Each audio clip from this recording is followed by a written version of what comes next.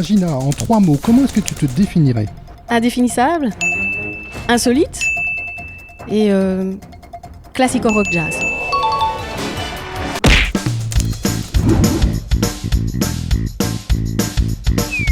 Bonjour les amis, je suis en compagnie de Gragina Bienkowski. Bonjour Gragina. Bonjour Audrey. Comment ça va? Très bien, merci. Où sommes-nous Gragina?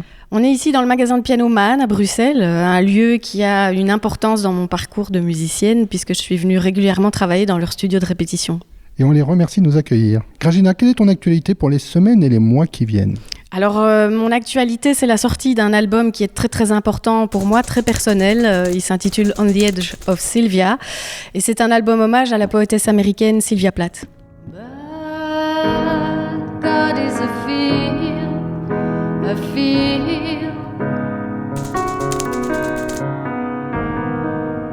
He's gleaming like a mirror.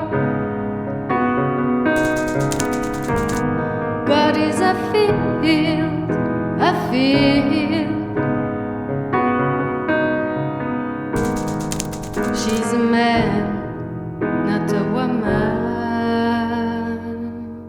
C'est une poétesse qui m'a fortement inspirée de par ses écrits et ses textes très très très forts, notamment au niveau du choix des mots, de la rythmique musicale, mais aussi du contenu.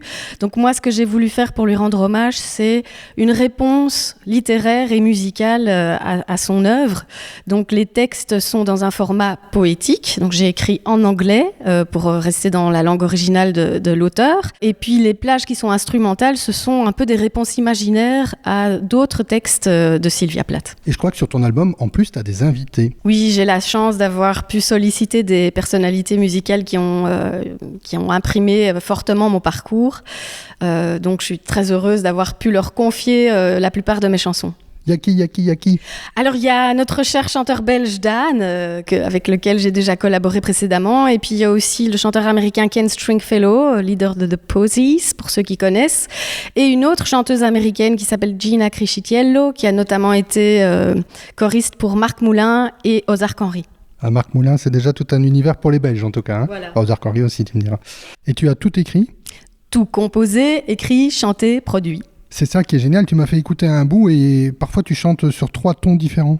Oui, j'adore harmoniser vocalement, donc c'est un petit peu ma spécificité, ma petite touche, ma patte, c'est que j'aime beaucoup multiplier l'harmonie des voix. Je trouve que c'est très riche et que ça fonctionne bien avec mon type de voix justement. Il y a aussi du jazz là-dedans, il y a même un petit peu, mais loin du classique. Oui, alors j'ai une formation classique, donc je suis une vraie pianiste de conservatoire, on va redire ça comme ça, mais j'aime beaucoup me déjouer des classifications et des codes, la preuve ici avec mon t-shirt. Donc je prends le meilleur partout où je peux le trouver et quand il m'inspire et qu'il me parle, c'est un plus. Oui, il y a des influences jazz sur cet album, il y a des influences classiques aussi parce qu'on ne renie pas ses origines.